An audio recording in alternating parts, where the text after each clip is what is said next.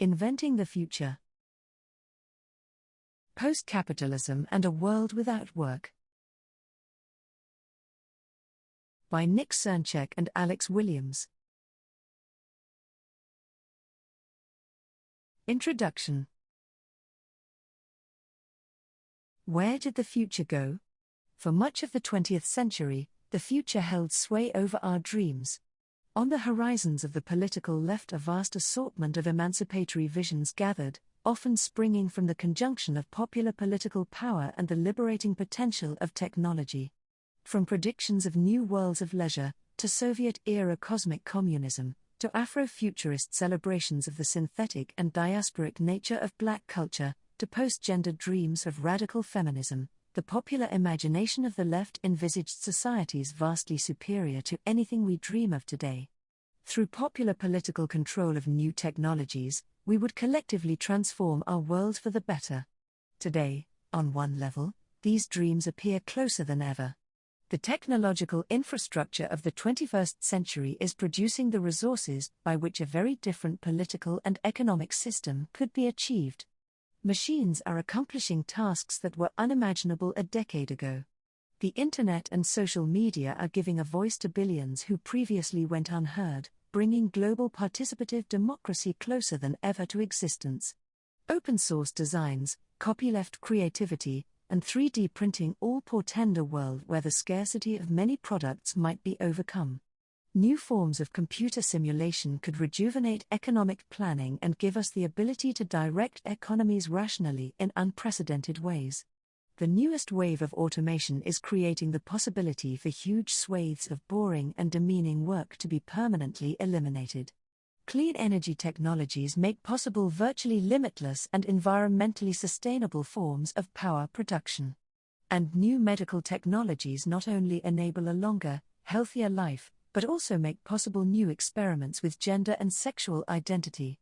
Many of the classic demands of the left, for less work, for an end to scarcity, for economic democracy, for the production of socially useful goods, and for the liberation of humanity, are materially more achievable than at any other point in history.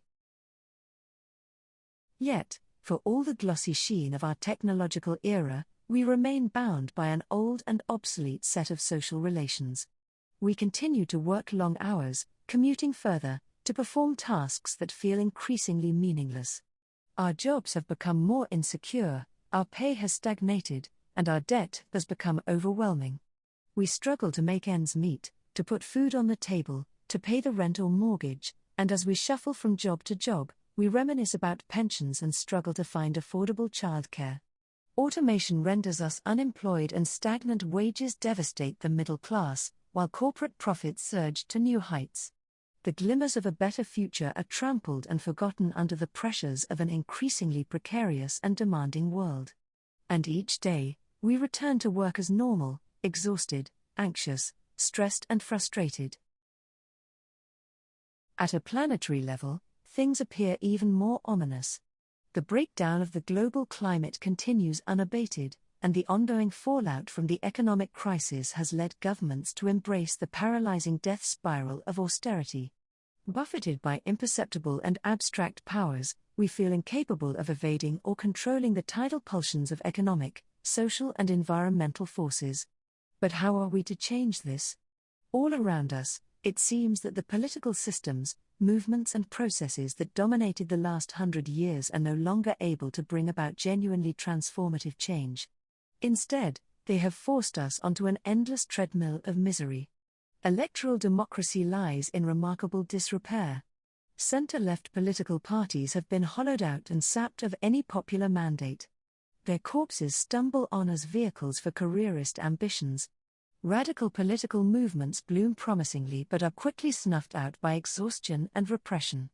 Organized labor has seen its power systematically taken apart, leaving it sclerotic and incapable of anything more than feeble resistance. Yet, in the face of these calamities, today's politics remains stubbornly beset by a lack of new ideas. Neoliberalism has held sway for decades, and social democracy exists largely as an object of nostalgia.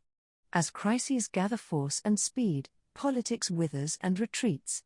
In this paralysis of the political imaginary, The future has been cancelled. This book is about how we got here, and where we might go next. Using an idea we call folk politics, we offer a diagnosis of how and why we lost the capacity to build a better future.